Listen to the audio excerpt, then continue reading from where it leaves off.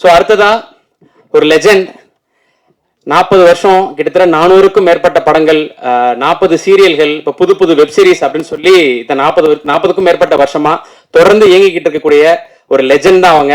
Tamil cinema வரலாறுன்னு எடுத்துக்கிட்டோம்னா தனக்குன்னு ஒரு இடத்த வடிவமைச்சு இன்னைக்கு இருக்க நிறைய ஆர்டிஸ்டுக்கு இன்ஸ்பிரேஷனா இருக்கக்கூடிய வடிவுக்கரசி அம்மா அவர்களை பேச அழைக்கிறேன். நெல்லை சார் வணக்கம். ரொம்ப நாளுக்கு அப்புறம் பார்க்குறேன். எங்க நம்ம தாடி வந்து இப்படி ஃபோனை வச்சுருந்தா உங்க மூஞ்சி தெரியணும்ல எனக்கு. 1-2 பேர் தான் இருக்கீங்க சார், வணக்கம். மற்றவங்கெல்லாம் ரொம்ப புதுசாக இருக்காங்க. நீங்கள் பழைய ஆளுங்க என்னை மாதிரி. உங்கள் எல்லாருக்கும் வணக்கம் வணக்கம் வணக்கம், நன்றி. நீங்கள் எல்லாரும் வந்திருக்கீங்க, ரொம்ப சந்தோஷம். இந்த கான் சிட்டி இதை பற்றி சொல்கிறதுக்கு முன்னாடி இந்த கான் சிட்டிங்கிற விளக்க எல்லாருமா சேர்ந்து ஏற்றி வச்சுருக்காங்க. இது வந்து ஜெகஜோதியா எரியணும்னா நீங்கள் எல்லாரும் அதை அப்பப்போ தூண்டி விட்டுக்கிட்டே இருக்கணும். இதுதான் ப்ரெஸ் அண்ட் மீடியாவுடைய மிகப்பெரிய பணி. அந்த பணியை நீங்கள் நல்லா சிறப்பாக செய்வீங்கன்னு நான் உங்கள் எல்லாரையும் நம்புகிறேன். தயவு செஞ்சு இப்போ கான்சிட்டிக்கு வருவோமா? வந்து பேசினவங்க எல்லாரும் வந்து கான்சிட்டியில் அம்மா வந்து நல்லா இருக்காங்க. சார் சொன்னார், மோகன் சார் சொன்னார், அவங்க ஒரு பார்வை பார்த்தாங்க பாருங்கன்னாங்க. நான் எதையுமே பார்க்கல. என் போர்ஷன் வரலும் டப்பிங் பேசிட்டு வந்துட்டேன். டைரக்டர் ஹரிஷ் சார், அவரை வந்து நாகராஜ் சார் தான் கூட்டிகிட்டு வந்தார். ஏன்னா அவரை பற்றி சொல்லலைன்னா அடுத்த படம் எனக்கு வாங்கி கொடுக்க மாட்டார். அதனால் அவரை பற்றி சொல்லிடுறேன். சொல்லணும்ல, அடுத்த படம் சான்ஸ் வேணுமா? முடிஞ்சிருச்சு, ரிலீஸ் ஆக போகுது. அவர் கூட்டிகிட்டு வரும்போது நான் வந்து கார்த்திகை தீபம்னு ஒரு சீரியலில் இருந்தேன். பட்டையாக விபூதி பூசிட்டு பெரிய பொட்டெல்லாம் வச்சுட்டு உட்காந்துருந்தேன். அவரோட எக்ஸ்ப்ரெஷன் அதுவே இது இல்லை, எங்களுக்கு வேறு ஜானகி வேணும் அப்படிங்கிற மாதிரியே பார்த்துட்டு வந்தார். அதனால இவர் தான் டைரக்டர், நாங்கள் படம் பண்ண போகிறோம். அவரை பற்றி பேக்ட்ராப்பெல்லாம் இப்போ ஒவ்வொருத்தராக பேசும்போது தான் தெரியுது அவர் ஈபியாக இருந்திருக்காருன்னு. ஏன்னா எங்களுக்கு கிடைச்ச ஒரே ஈபி பரத் தான். ஓகேங்களா? ஓ, இவரும் ஈபியாக இருந்திருக்காரா அப்படின்னு இப்போ தான் நான் கேள்விப்படுறேன். அவர் வந்து கதை சொல்ல ஆரம்பிக்கலை, ஆனால் கேரக்டர் சொல்கிறதுக்கு, அதாவது இந்த படத்தில் நீங்கள் நடிக்கணும் அப்படின்னு கேட்க வந்தார். முதல்ல எடுத்தோடனே சொன்னார், அம்மா நான் வந்து மேடம் இந்த கேரக்டர் வந்து நான் உங்களுக்காக தான் எழுதுனேன்னு பொய் சொல்ல மாட்டேன். நான் எங்கள் மனசில் வேற ஒரு ஆர்டிஸ்ட் பேர் சொன்னார். அப்போவே வடிவுக்கரசிக்கு, அப்புறம் எதுக்கு என்ன பார்க்க வந்த அப்படின்னு எனக்கு ஒரு திமிர் இருக்கும்ல நார்மலாக. அப்புறம் எதுக்கு என்ன பார்க்க வந்த அப்படின்னு பார்த்துனேன். ஆனால் நீங்கள் அந்த கேரக்டர் பண்ணணும் அப்படின்னு. சரிங்க சார், நான் உங்ககிட்ட கதை சொல்லணும், என்னைக்கு வரணும்? நம்ம வீட்டிலலாம் வந்து எப்படின்னா, சினிமாங்கிறது என்னோட தொழில். நீ போறியா நடிச்சியா அதோட பேக்கப் ஆகி வீட்டுக்கு வந்தால் வீட்டு வேலைப்பார், எங்களுக்கு என்ன செய்யணுமோ அதை செய். அந்த மாதிரி கேரக்டருங்க நம்ம வீட்டில் இருக்குதுங்க. இவரை நான் வந்து வீட்டுக்கு வாங்க சார் கதை சொல்லலாம் அப்படியெல்லாம் கூப்பிடவே முடியாது. அதெல்லாம் அந்த காலம். கதை கேட்டது, நாங்கள் போய் ஆஃபீஸில் உட்காந்து கதை கேட்டது எல்லாம் அதே தான் நான் இங்கே பண்ணேன்.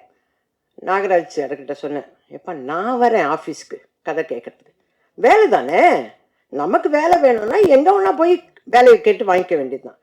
அப்படி நான் போனேன். படிக்கட்டு ஏறி போயாச்சு. போனோடனே ஏதோ கதை, என்ன அம்மா நீங்கள் இந்த character Yogi Babu sir. Yogi Babu sir இருக்காரா? அர்ஜுன் தாஸ் சார். அவ்வளோவா எனக்கு தெரியாது. இந்த ஹீரோயின், சரி இவ்வளோதான் சொல்லுவாங்கன்னு நான் நினச்சி போனேன். நம்ம போனால் ஈவினிங் ஏதோ பேசிட்டு இதுதான் இது சம்பளம் இப்படி இப்படி கொடுக்குறோன்னு சொல்லுவாங்க, அதோடு வந்துட போகிறோம். ஆனால் ஒரு லேப்டாப் எடுத்து வச்சுக்கிட்டார். ஓகேங்களா? நானும் சாரு மட்டும்தான் இருக்கிறோம். நான் இந்த நிமிஷம் வரல சாருன்னு தான் கூப்பிட்றேன் அவரை. என்ன உங்களை சாரு, எல்லாரும் அவரை பேர் சொல்லி கொடுப்பாங்க, ஆனால் எனக்கு வந்து அவர் டைரக்டர். சார் நான் உங்களையும் அப்படி தானே சார் கூப்பிடுவேன், ஒத்த பணமரம் நம்ம அப்படி தானே சார் கூப்பிடுவோம். ஆனால் சார் சொல்லுங்கள் சார் ஆரம்பித்தாருங்க. நான் சிரிக்கிறேன். மங்களபுரம்னா என் பேர் ஜானகி, ஜாக்கி அதெல்லாம் சொல்ல சிரிச்சுக்கிட்டே இருக்கிறேன் நான் பாட்டு. கிட்டத்தட்ட ஒரு 2 தடவை டீ குடிச்சிட்டாங்க. டீ எடுத்துன்னு வந்து 2 தடவை கொடுத்துட்டாங்க. அந்த அளவுக்கு டைம். ரெண்டவா சார் நல்லா இருக்கு சார். எனக்குள்ள நம்மளை காமெடி பண்ண சொல்றாரு இவரு. இவருக்கு நம்பிக்கை இருக்குதா? ஏன்னா ஏற்கனவே வேற ஒரு ஆர்டிஸ்ட் போடணும்னு வந்தவர் இல்லையா சார். நல்லா இருக்கு சார், பண்ணும் சார். அம்மா இதாம்மா கதை, ஓகேவா? மியூசிக்கோட டிஆர் மாதிரியே இவரும் மியூசிக்கோடவே கதையெல்லாம் சொல்லி முடிச்சிட்டார். சொல்லி முடிச்சுட்டு நம்ம ஜாலியாக பண்ணுறோம்மா. ஐயோ பரவாயில்ல, நல்ல பிள்ளைங்க, நல்ல பிள்ளைங்கள்ல, நம்மளை டென்ஷனே இல்லாமல் ஜாலியாக, அதுதானே வேணும். ஏன்னா சீரியலில் போனால் காலையில் 10 மணிக்கு போய் இறங்கினா சாயந்தரம் 8 மணிக்கு பேக்கப் ஆகிறவங்கள நானே பேசின்னு இருக்கோம். பக்கம் பக்கம் பக்கம் பக்கம் பக்கமாக பேசணும். அப்பா இப்போ ஒரு பெரிய ரிலீஃப், ஜாலியாக படம் பண்ணலான்னு சொல்கிறாங்க. அப்போ நம்ம ஜாலியாக படம் பண்ண போகிறோம் அப்படின்னு நினச்சி போயாச்சு. சரின்னு ஸ்டில்ஸ் எடுத்தாங்கப்பா. அப்போ இந்த ஈபி தான், ஈபியும் நாகராஜும். ஈபிங்கிறது வந்து சாரோட பிரதர், டைரக்டர் சாரோட பிரதர். அவரே இயங்குவாரானா இயங்க மாட்டார், அவரையும் இயக்குறவர் இந்த இயக்குனர் தான். ஓகேங்களா? ஒரு பேட்டாவுக்கு கையெழுத்து போடணுன்னா கூட அண்ணங்கிட்ட கேட்குறமா, அடப்பாவி அண்ணங்கிட்ட கேட்கறதுக்கு நீ எதுக்கு ஈபி அப்படின்னு மனசில். ஆனால் சொல்லக்கூடாது, ஏன்னா சொன்னால் படம் முழுக்க இருக்க மாட்டோம் நம்ம அப்படின்னு பேசாமல் போனோம். ஸ்டில்ஸ் எல்லாம் எடுத்தாங்க. ஸ்டில் எடுக்கும்போது யாருமே பக்கத்தில் இல்லைங்க. அர்ஜுன் தாஸ் தம்பி வரல, எல்லாரும் பூஜையில் மட்டும் பண்ணுறேன். அவரை பார்த்து கேட்குறேன், தம்பி நீங்கள் உங்கள் படம் ஷூட்டிங் முடிஞ்சோன்னா பிரியாணி போடுவீங்களாமே? என்ன கேள்வி பாருங்க. ஏன்னா எனக்கு அவரை பற்றி வேறு எதுவுமே தெரியல. பிரியாணி ஆமாம்மா இதுக்கும் போடலாமா அப்படின்னு. ஓகே அப்படின்னு கேட்டுட்டு வந்துட்டேன். அப்புறம் யோகி பாபு சார் வந்தார். எனக்கு அவரை ரொம்ப பிடிக்கும். அதனால் அவங்க வீட்டோட எனக்கு ரொம்ப ஃப்ரெண்டு. அவங்க வீட்டு அம்மாவும் நானும் நல்ல ஃப்ரெண்ட்ஸு. எனக்கு அது மகாலட்சுமி அது. அதனால் அவரை ரொம்ப பிடிக்குமா. அவரு டிக்டாக் டிக்டாக் இப்போ சொல்லிட்டு போனார் பாருங்க. கணேஷ் சார் சொன்னார், ஏய் நீ ஆடியோ லான்ச் இதுக்கெல்லாம் வருவியா அப்படின்னு கேட்டார். பார்த்தீங்களா? அந்த கேள்வி தான், அந்த மாதிரி தான் இருந்தார். படப்படன்னு வந்து போயிட்டாங்க. ஸ்டில் எடுக்கும்போது நான் மட்டுமே நிற்கிறேன். ஆனால் ஸ்டில்லாக போகும்போது என் பக்கத்தில் யோகி பாபு சார் இருக்காரு. என்னங்கடா பண்ணுறாங்க இவங்க அப்படின்னு எனக்கு ஒன்றுமே புரியல ஆக்சுவலாக. வந்தாச்சுப்பா, ஷெடியூல் போட்டாங்க. வந்தார் ஈபி. ஷெடியூல் ஆரம்பிக்குதுமா, உங்களுக்கு சம்பளம் இவ்வளோதாம்மா. நாகராஜ், ஏன் இப்படி பண்ணுற, இவ்வளோ நாள் வாங்குற, கொஞ்சம் காசு ஜாஸ்தியாகவே. நம்ம அதுக்கு தான் இருக்கிறோம். நம்ம கேரக்டரெல்லாம் விட நான் வேலைக்கு போனால் சம்பளம் வாங்கணும், இதுதான் என்னோட மோட்டிவ். என்னையா கொஞ்சம் பார்த்து சொல்லக்கூடாது? இல்லைம்மா கரெக்டாக நடந்துக்குவாங்கம்மா. எல்லாம் இந்த புதுசாக வராங்கனாவே திக்குன்னு இருக்கும், எப்போ பேமெண்ட் வருமோ என்ன. ஆனால் அந்த விஷயத்துலாம் ஈபி வந்து சூப்பர், அதெல்லாம் கரெக்டாக பண்ணுவார். குட் மார்னிங்மா, அவ்வளோதான். அதுக்கப்புறம் ஈபி வந்து டிஸப்பியர், ஓடிடுவார், மாட்டார். எங்கே ஈபி ஏதாவது கேட்டால் அம்மா ஈபிகிட்ட கேட்கணுமா, கேளுங்கயா கேளுங்கடா, இல்லைம்மா காணம்மா இங்கே, இப்படியே ஓடிடுவார். அதோட பேக்கப் ஆகிறேன்னா அம்மா முடிஞ்சிச்சு கார் சொல்லிட்டேன். அடா பாவி இவ்வளோ நேரம் எங்கேயா போனேன் நீ அப்படிங்கிற மாதிரி தான் இருப்பார் ஈபி. அவ்வளோ நல்ல ஈபி அவர். ஈபி நான் வேறு வழி இல்லை, படம்லாம் முடிஞ்சிச்சு, ரிலீஸ் ஆக போகுது, விடுங்க. 10 வருஷம் அந்த மாதிரி ஒரு ஈபி.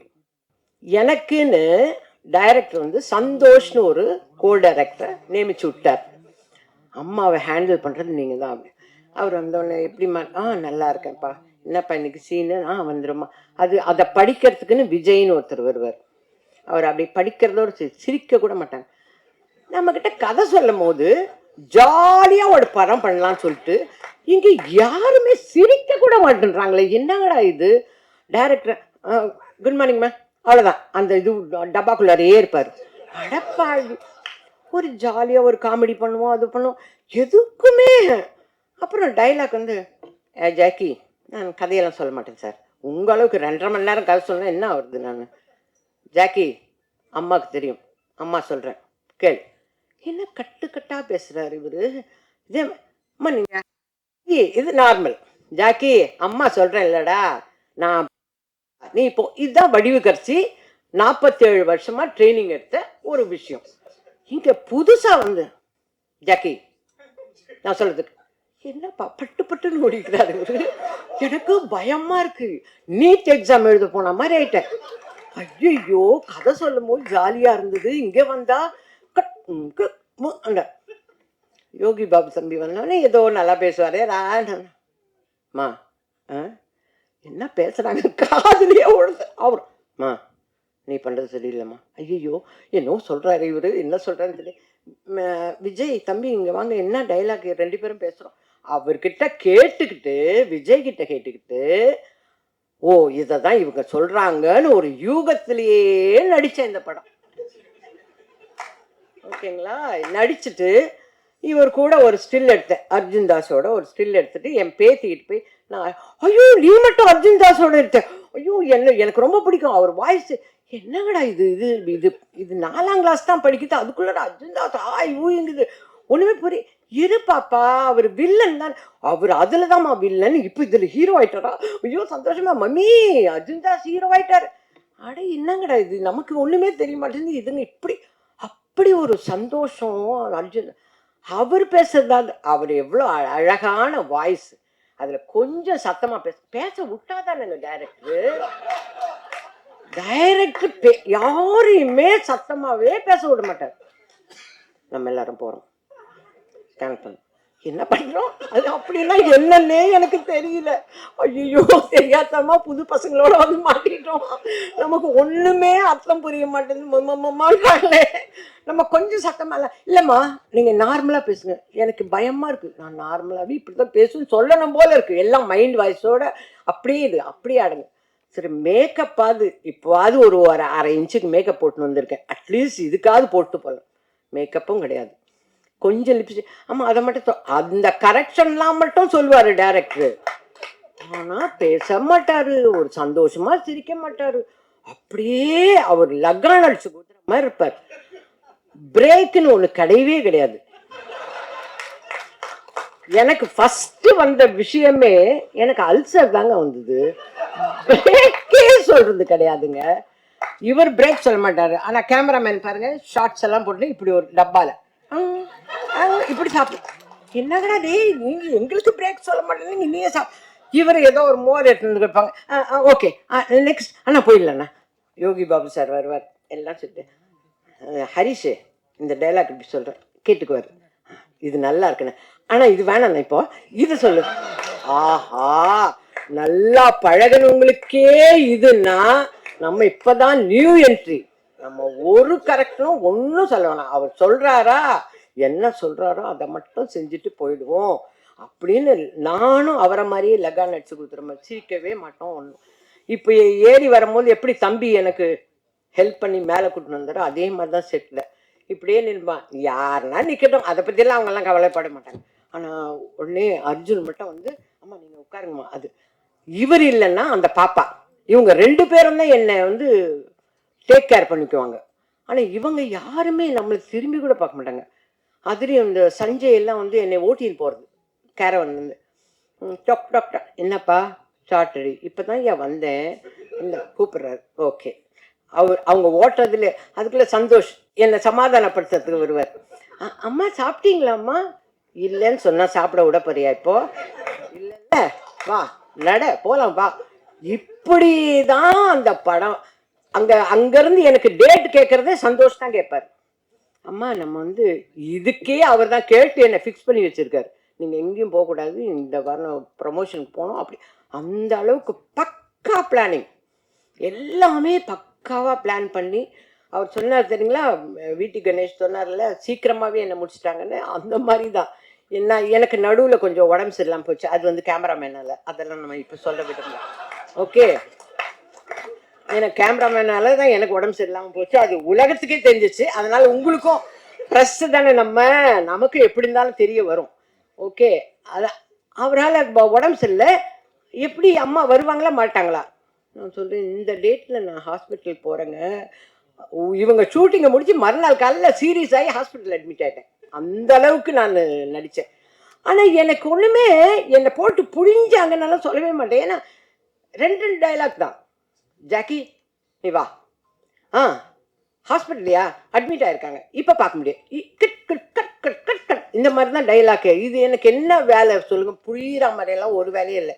இதெல்லாம் ஈபிக்கும் இந்த நாகராஜுக்கும் தெரியும், அதனால தான் சம்பளத்தை அப்படியே குறைச்சி அப்படி போட்டது. நீ என்ன இப்போ பெருசாக வந்து பண்ண போகிறன்றதுக்காக அவங்க 2 பேருக்கும் தெரியும், அந்த மாதிரி தான் நடித்தோம். ஆனால் கேமராமேன் சார் பண்ண ஒரு புடிவாதம், பயங்கர புடிவாதம். I like only my granny எல்லாம் சொல்லுவார். ஐ எம் ஆல்சோ யுவர் கிராணிப்பா ப்ளீஸ் அப்படின்னு அதை கேட்டுக்க மாட்டான். இதை மட்டும் ஐ லைக் கிராணின்னு சொல்லிட்டு அதோட போயிடுமே சார். புடிவாதம், சொன்ன பேச்சையே கேட்காத பையன். இந்த பையன் சீக்கிரமா ஹீரோவா நடிக்கணும் ஒரு படத்துல. அந்த கேமராமேன் வெற்றி செய்யணும் இந்த பையனை. எனக்கு அதுதான் ஆசை. இந்த பையன் சீக்கிரமாவே அதுவும் தெலுங்கு படத்துல ஹிஸ்டாரிக்கல் பிலிம்ல நடிக்கணும். அப்பதான் நான் வேணாம் சொன்னதெல்லாம் உன் மூக்குக்குள்ள போடுவாங்க. அப்படிதான் வரணும். அந்த மாதிரி ரொம்ப பிடிவாதமான பையன். அதை கூட எங்க ஹரிஷ் டைரக்டர் காதலே வாங்க மாட்டார். இந்த மாதிரி பண்றாங்க அந்த மாதிரி பண்றாங்க எதுவுமே பண்ண மாட்டேன். என்னை ஹாஸ்பிட்டல்ல இருந்து வந்து பார்க்கும்போது, அம்மா நீங்க எதுவா இருந்தாலும் என்கிட்ட சொல்லணுமா? அது எப்படிங்க? அதுக்கு முன்னாடி சந்தோஷ், சஞ்சய், விஜய் இவங்களெல்லாம் தாண்டி நான் வந்து நீங்க குட் மார்னிங் சொல்றதோடு சரி, அதுக்கப்புறம் அந்த டப்பாக்குள்ள போய் பூந்துடுறீங்க. நான் எங்க இருந்து என்னோட குறைய சொல்ல முடியும்? ஏன்னா எல்லாரும் நல்லதே சொன்னாங்க, நான் சொல்லணும்ல என்னெல்லாம் நடந்தது அங்கன்னு. இவ்வளோ கஷ்டத்துல ஜாலியாவே படம் பண்ணல. பொய் நாங்கெல்லாம் ஜாலியா நடிச்சோம்னா வந்தவங்க எல்லாம் 2 நாள் நடிச்சிருப்பாங்க. ராதா ரவினா ஒரே நாள். அவரு முட்டி ஆபரேஷன் பண்ணிட்டு வந்திருக்காரு. இவங்க ஏத்திட்டாங்கப்பா மேல படிக்கட்டு ஏறி வான். அவர் நிக்கிறார். நானு அண்ணே கால் ஆபரேஷன். ஆமா அப்ப சொல்லல இவனுங்க ஃபர்ஸ்ட் ஃப்ளோர் வரணும்னு. இங்க அண்ணே என்னன்னு அப்படின்னா அங்கேயே ட்ரெஸ் சேஞ்ச் எல்லாம் பண்ணி அங்கேயே சாப்பிட்டு அவரும் ஜாலியா நடிச்சு கொடுத்துட்டு போனார். அந்த கேரக்டரை ரொம்ப ஜாலியா நடிச்சாரு. அந்த அளவுக்கு தான் ஜாலின்னா அவங்கவுங்களா நினைச்சுக்கணும் இது ஜாலி அப்படின்னு. மற்றபடி ஜாலி எல்லாம் கிடையாது. அவ்வளோ ஹார்ட் ஒர்க் பண்ணி எடுத்திருக்காரு இந்த படத்தை. எல்லாருமே சொன்ன மாதிரி, மியூசிக் டைரக்டர் சொன்ன மாதிரி, ஒரு படிப்பு படிக்கணும்னா இப்போதைக்கு இருக்கிற பிள்ளைங்க விஷுவல் கம்யூனிகேஷன் முடிச்சதும் ஒரு நல்ல டைரக்டர்கிட்ட இன்டர்ன்ஷிப் போய் படிக்கணும் இல்லையா? அந்த மாதிரி அண்ணனும் தம்பியும் அந்த இபி ஒன்றும் சாதாரண ஆள் இல்லை. பார்க்கறதுக்கு சின்ன பையன் மாதிரி இந்த இதுலாம் இபின்னு நினைச்சேன். பயங்கரமான ஆள். அந்த இபி ஆகட்டும் இவராகட்டும் நிறைய கம்பெனிகள்ல ஒர்க் பண்ணி நிறைய எக்ஸ்பீரியன்ஸ். அதனால்தான் அவர் சொன்ன மாதிரி சொன்னார் பாருங்க, எல்லாமே எடிட்டர், இதுதான் எடுக்க போறேன் இவ்வளவுதான் எடுக்க போறேங்கிறது எல்லாமே பக்காவை எடிட் பண்ணி நானே வரலனாலும் ஷூட்டிங் நடக்கும். அப்படி எடுப்பார் இந்த டைரக்டர். ஆனால் கொஞ்சம் ஜாகிரதையா இருக்கும். நான் சப்போஸ் டெய்லி பேசிஸ் சம்பளம் பேசியிருந்தான்னு வச்சுக்கோங்க, நான் வாங்கின சம்பளத்தில் பாதி தான் வாங்கியிருப்பேன். ஏன்னா நானே இல்லைனாலும் அவர் எடுப்பாருங்க. ஆனா டப்பிங்ல பார்க்கும்போது எல்லாருமே இருக்கிற மாதிரி தெரியுது. என்னடா இது என்ன பண்ணியிருக்காங்க இவங்க? நான் இந்த சீன்ல இங்கதானே வந்தேன், எப்படி அங்க அப்படி. எனக்கு டைலாக் டப்பிங் பேசுறதை விட இதெல்லாம் தான் எனக்கு ஆச்சரியமா இருக்கு. அந்த அளவுக்கு வெல் ட்ரெயின்டு பர்சன் வந்து Harish sir. Very well trained person. இது இல்லைங்க, இதை விட நிறைய படங்கள் அவர் வந்து சக்சஸ்ஃபுல்லா தான் எடுப்பார். அவருடைய ஹார்ட் ஒர்க்கை நீங்க படத்துல பார்ப்பீங்க. எல்லாரும் சொன்ன மாதிரி இப்போ வந்து நமக்கு ஏகப்பட்ட பிரச்சனைகள் இருக்கு ஒவ்வொருத்தருக்கும். இது முடிஞ்சு போறதுக்குள்ள எல்லாருக்கும் லைனா வரும். என்ன முடிஞ்சிச்சா பிரஸ் மீட்டு, சீக்கிரம் வரலையா, எங்க ஏறிட்டீங்களா, கால் எடுத்தீங்களா கேட்பாங்களா இல்லையா சார்? எனக்கே வரும். நான் ஆஃப் பண்ணி வச்சிருக்கேன். எனக்கு வரும் பாருங்க இப்போ போனு, அம்மா முடிச்சிட்டியம்மா வாமா அப்படின்ற மாதிரி இருக்கும். இந்த டென்ஷனுக்கு நடுவுல ஒரு சந்தோஷமான, ஏன்னா நான் கதை கேட்டு சிரிச்சுக்கிட்டே இருந்தேன். நான் அவ்வளோ அந்த 2.5 மணி நேரம் கதை கேட்டேங்க. எனக்கு என்ன அவ்வளோ சந்தோஷமாயிடுச்சு. நான் வீட்டுக்கு போறவரை ஜானகி, நான் தான் ஜானகி, மங்களபுரம். இதுவே எனக்கு அப்படியே ஊறி போச்சு. மங்களபுரம் ஜானகி ஜாக்கி. அப்ப நம்ம என்ன கிறிஸ்டினா இல்லை, ஆனா ஜாக்கி என் பையன் பேர். இப்படியெல்லாம் இதே நான் ரிப்பீட் பண்ணிட்டு போனேன்னா கதை கேட்ட எனக்கே அப்படி எல்லாம் படம் பார்த்தீங்கன்னா நிச்சயமா சொல்றேன், நம்ம டென்ஷன் எல்லாமே மறந்து அந்த 2 மணி நேரம் சந்தோஷமா இருக்கும். அப்ப நம்ம சந்தோஷமா இருக்கிறோம்னா நம்ம வீட்டில் இருக்கிறவங்க எல்லாத்தையும் இழுத்துட்டோம். இந்த படத்தை பாருங்க, முதல்ல படத்தை பார்த்து சந்தோஷமா இருங்க அப்படின்னு கூப்பிட்டு போவோம். ஆனால் அதுலேயும் நம்ம எல்லாருக்கும் ஒரு அவேர்னஸ் இருக்கணும். வாழ்க்கையில கண்டமேனிக்கு நம்ம பாட்டுக்கு இஷ்டத்துக்கு பணம் இருக்குதுன்னு எடுத்துன்னு போய் போடுறது, அப்புறம் ஐயோ காணமே என் பேங்க்ல இருந்து பணமெல்லாம் போச்சு, இப்படி எல்லாம் அவஸ்தப்படுறோம் இல்ல சார். கொஞ்சம் தான் சொல்றேன் சார், கதை முழுக்க சொல்ல. அவரு ஐயோ இந்த என்ன கதையெல்லாம் சொல்லுது அப்படின்றாரு. அப்படியெல்லாம் சொல்ல மாட்டேன் சார். அந்த அவேர்னஸை உண்டு பண்றது இந்த படம்.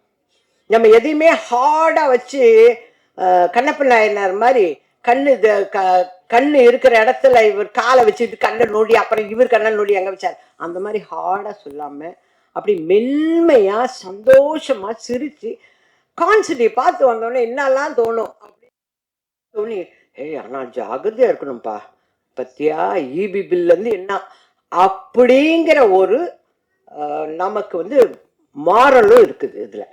சும்மா கதை ஏதோ எடுத்தோம், நாங்களும் எடுத்தோம், அர்ஜுன் தாஸ் சாரை ஹீரோ ஆக்கிட்டோம் அப்படின்னெல்லாம் இல்லாமல் இதுலேயும் ஒரு மாரல் வச்சு ரொம்ப ஹார்ட் ஒர்க் பண்ணியிருக்காரு ஹரிஷ் சார்.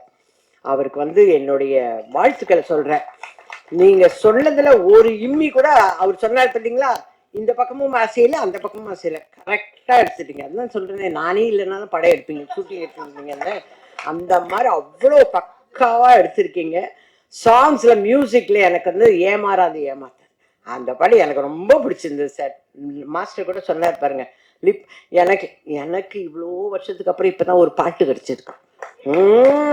எவ்வளோ வருஷம் கழிச்சு இல்லைன்னா ஏய் எவடி அங்கங்க இப்படித்தானே பேசியிருப்பேன் நான். அது இல்லாம இப்பதான் ஏதோ என்னைய வந்து ஒரு டெஸ்ட் பிட் எடுத்திருக்காங்க. ரொம்ப தேங்க்ஸுங்க சார். எனக்கும் பாட்டு கொடுத்துருக்கீங்க. அந்த காலமா இருந்தா ஒளி மொழியில நான் வருவேன், ஒளி மொழியில நான் வருவேன், ஏன்னா பாட்டுல இருக்குன்னு அப்படின்னு சொல்லுவேன். இப்போ எல்லாம் வந்துருவாங்க யூடியூப்ல பார்த்த உடனே எனக்கு ஃபோன் அடிப்பாங்க, ஏன் நீங்க பாடி இருக்கீங்க, ஏதோ நானே பாடின மாதிரி கேட்பாங்க எல்லாரும். அந்த அளவுக்கு அந்த சாங் எனக்கு ரொம்ப பிடிச்சிருந்தது சார். ஏன்னா அந்த ஒரு சாங் தான் நடித்தேன், வேற சாங்லலாம் இல்லை. நல்ல வேலை அந்த குத்து பாட்டுலலாம் பாவம் அந்த பாப்பா டான்ஸ் ஆடிச்சு. நம்மளை விட்டுருந்தா நான் திருன்னு முடிச்சுட்டே இருந்திருப்பேன் நான். இவங்க தான் ஜாலியாக படம் எடுக்க மாட்டாங்க சார். அவங்ககிட்ட நான் எப்படி போய் சொல்றது, நான் ஜாலியாக இருக்கணும், நான் போறேன்னு சொன்னால் விடுவாரா என்ன. அதனால அந்த ஒரு பாட்டு எனக்கு ரொம்ப பிடிச்சிருந்தது. ரொம்ப வெல் பிளான்டு சார். ஒரே ஒரு விஷயம் சொல்றேன், இதை கொடுத்தீங்கன்னா கூட ஆர்ட் டைரக்டர் அங்கே தானே உட்காந்துருக்காரு, அவரை கூப்பிட்டு இதுல பாதியை கட் பண்ணி மேங்களூர் எடு, இதுல பாதியை கட் பண்ணி சென்னை எடு, இதுலயே ஒரு டப்பால உட்கார வச்சு நான் ஃப்ளைட்ல போற மாதிரி எடுக்கிறாங்க சார். எனக்கு நான் நிஜமா சொல்றேங்க, அவர் சொன்ன மாதிரி நான் ஒரு 47 வருஷமா சினிமாவில் இருக்கிறேன், எல்லாருக்கும் தெரியும், என்னோட ஃப்ரெண்ட்ஸ் எல்லாருக்கும் தெரியும். இப்படி ஒரே ஒரு சேர்ல உட்காந்து நான் ஃப்ளைட்ல போனேன் சார். நான் டப்பிங்ல பாக்குறேன், உண்மையிலே ஃப்ளைட் மாதிரி தான் இருக்குது. அடக்கடவுளை இப்படியெல்லாம் பண்ணுவாங்க. எனக்கு இதெல்லாம் ஆச்சரியமான விஷயமா இருந்தது. அதே மாதிரி கெட்டப்லாம் வேற சேஞ்சா, அது ரிலீஸ் ஆனதுக்கு அப்புறம் தான் இருக்குது எனக்கு. ஏன்னா இந்த மாதிரி ஏதாவது ஒரு ரிஸ்க், நான் அந்த கெட்டப் எனக்கு தானா கொடுக்கணும், அவரு அந்த கெட்டப் கொடுத்துருக்காரு. அந்த அம்மா கூப்பிடாம இருந்தா சரி, என்ன எங்க கூப்பிட போதும் தெரியல. ஏன்னா நான் எல்லா படத்துலயும் ஏதாவது ஒரு வம்புல மாட்டுவேன், இந்த படத்துல இப்படி நான் சொல்லிடுவேன், எனக்கு இல்லைங்க அவருங்க அப்படின்னு சொல்லிட்டு உங்களை கையை காட்டி விட்டுருவேன். அவ்வளோ நல்லா அழகா செட்டா போட்டு இந்த காஸ்டியூம் டிசைனர் பாப்பா வந்து சொல்லிச்சு பார்த்தீங்களா, நான் நிறைய ட்ரெஸ் கொடுத்தேனே, ஒரே ட்ரெஸ் 6 வாங்கியிருந்தோம். அது எங்க இருந்து டிராவல் ஆகுது தெரியுங்களா, இங்க சென்னையை விட்டு மங்களபுரத்தை விட்டு நாங்க மேங்களூர் போய், மேங்களூர்ல ஒரு நிறைய கதை சொல்றோம், ஹோட்டல்லாம் நடத்தி திருப்பி மேங்களூர்ல இருந்து வர்ற வரலும் 6 புடவைங்க, ஒரு செட்டும் இல்லை கண்ணு, 6 புடவை 6 ஜாக்கெட்டு. அது அந்த மாதிரி தான் நிறைய காஸ்டியூம்ஸ் எல்லாம் பாப்பா. பாவம் அந்த பிரச்சனை இல்லை, அவரை உலுக்கி எடுத்துட்டோம் நம்ம, அந்த அளவுக்கு இருக்கும் செட்டு. நீங்களும் வந்து இந்த டிஓபியோட சேர்ந்து என்னை பழி வாங்கினீங்க, அது மட்டும்தான் என்னால் இன்னவரையும் ஒன்றும் சொல்லிக்கவே முடியல. அந்த மாதிரி இனிமே ஃபியூச்சர்ல போனீங்கன்னா, என்ன மாதிரி வயசான ஆர்டிஸ்ட் வராங்கன்னா கொஞ்சம் கன்சிடர் பண்ணுங்க, பண்ணலாமா பண்ணக்கூடாதா அப்படிங்கிறத கொஞ்சம் தயவு பண்ணி கன்சிடர் பண்ணுங்க. அதை தான் நான் இந்த ஃபங்க்ஷன்ல உங்ககிட்ட ரிக்வெஸ்டா வைக்கிறேன் நான். மற்றபடி சாங்குக்கு அவரு நீங்க எழுதுனீங்க, அவரு டான்ஸ் பண்ணிட்டாரு, நீங்க மியூசிக் போட்டீங்க, அவர் செட்டு எல்லாம் பண்ணிட்டாரு. எல்லாத்த விட எனக்கு வந்து டைரக்டர்கிட்ட இப்ப பேச வருவார்ல டைரக்டர், அப்போ டைரக்டர் எனக்கு சொல்லணும், அவர் யோசிச்ச ஆர்டிஸ்ட விட நான் நல்லா, சும்மாலாம் சொல்லக்கூடாது, நீங்க பொய் சொல்ல மாட்டீங்கன்னு எனக்கு தெரியும். பரவாயில்லம்மா, ஓரளவுக்கு ஒரு 90% பண்ணியிருக்கீங்க. அந்த அம்மா நடிச்சிருந்தா அந்த 100% நல்லா இருந்திருக்கும்ன்றத உண்மையை சொல்லணும். அந்த அம்மா பேரை சொல்லவே வேணாம். ஓகே, அது எனக்கு உங்களுக்கு அந்த இபி இந்த நாகராஜுக்கு மட்டும் தெரிஞ்சது அப்படியே இருக்கட்டும். ஆனால் நீங்கள் தயவு செஞ்சு அந்த உண்மை சொல்லுங்க. எனக்கு இருக்கும் இல்லை சார், என்னதான் எக்ஸாம் எழுதினாலும் இந்த மாதிரி தான். சின்ன மருமகள்னு ஒரு படத்தில் சிவாஜி சாரும் நானும் நடிச்சிட்டு இருக்கோம். தெலுங்கு படம் ரீமேக் எடுக்கிறாங்க. அதில் வந்து எப்போ பார்த்தாலும் டைரக்டர் வந்து మీరు ராஜசுலோச்சனாலாக செய்யలేదు இதையே சொல்லியிருப்பாரு. ராஜசுலோச்சனா அம்மா பண்ணல, ராஜசுலோச்சனா. எனக்கும் வந்து நான் ஊருக்கு கிளம்புறேன் அப்பா, சிவாஜி சார் கிட்ட போய் சொன்னேன், அப்பா நான் ஊருக்கு கிளம்புறேன். ஏத்தா? இல்லை அவர் ராஜசுலோச்சனா மாதிரி நான் நடிக்கலைன்னு சொல்றாங்க. அதுக்கு நீங்க அவங்களே போட்டுருணும். அந்த மாதிரி இந்த டைரக்டர் சொல்லலை. ஆனா எனக்கு ஒரு ஆசை, அந்த டைரக்டர் மாதிரி இருக்கிற அந்த ஆர்டிஸ்ட் மாதிரி பண்ணனா அதை மட்டும் சொன்னீங்கன்னா நான் சந்தோஷப்படுவேன். மற்றபடி ஃப்ரெண்ட்ஸ், உங்க எல்லாருக்கிட்டையும் நான் ரிக்வெஸ்ட் பண்ணி கேட்டுக்கிறேன், தயவு செஞ்சு இந்த தீபத்தை அணையாத தீபமா ஆக்க வேண்டியது உங்க கையில இருக்கு. நீங்க தூண்டி விட இது பிரைட்டா எரியும். ஓகே, நன்றி, வணக்கம்.